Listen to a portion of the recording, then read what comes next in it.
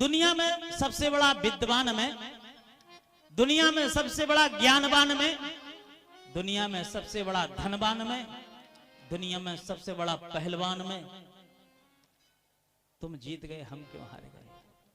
हमारे पास योद्धा कमी नहीं थी। कुलिस अकंपन कुलसर धूमकेत अतकाय, एक एक जग जीत सके ऐसे सुवट निकाय।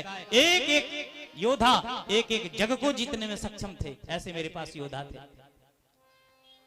सोने की दीवारें थी मेरे पास, धन में कम नहीं था। मैं पहलवान था, मैं धनवान था, मैं ज्ञानवान था, मैं विज्ञान था। मैं तुम तो कुछ नहीं थे।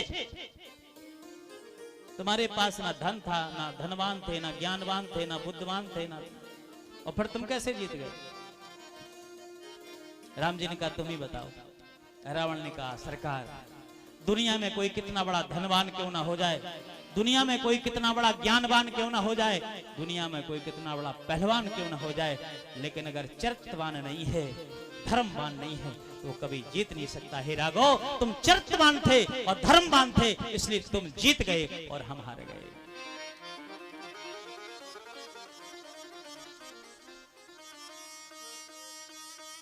रावण मुस्कुराता हुआ कहता सरकार एक बात और पूछे?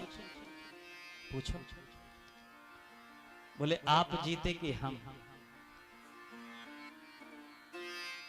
सुग्रीव का आप पूछने की जरूरत है, मर रहे हो। रावण ने कहा आपसे हम बात नहीं कर रहे, राम जी से पूछ रहे। राम जी ने कहा तुम ही बताओ। रावण ने कहा मैं जीत गए, आप हार गए। बोले वो कैसे? रावण ने कहा महाराज, जब तक मैं जिंदा रहा तब तक तुम दोनों भाइयों में से मैंने किसी को अपने किले में पांव नहीं रखने दिया। जब तक मैं जिंदा रहा तब तक तुम दोनों भाइयों में से मैंने अपने किले में, अपने लंका में पैर नहीं रखने दिया। और मैंने एक एक राक्षस को तुम्हारे धाम में भेज दिया है। एक एक राक्षस को तुम्हारे धाम में भेज दिया है, और डंके की चोट से मैं जा रहा हूं। लोग तो रोक लो, डंके की चोट से। रावण कहता मैं डंके की चोट से आपके धाम में जा रहे हैं, रोक सको तो रोक लो।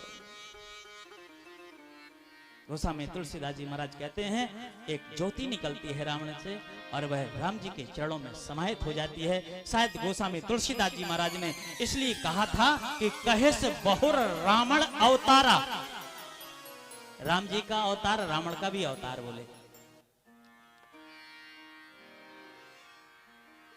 विभीषण को बुलाया गया है, विभीषण ने संस्कार किया है।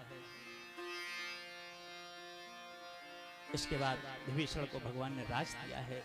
जानकी जी आई हैं, जानकी जी को लेकर के सब लोग आए हैं और पुष्पक विमान में सब चढ़ करके अयोध्या के लोग प्रस्थान करते हैं।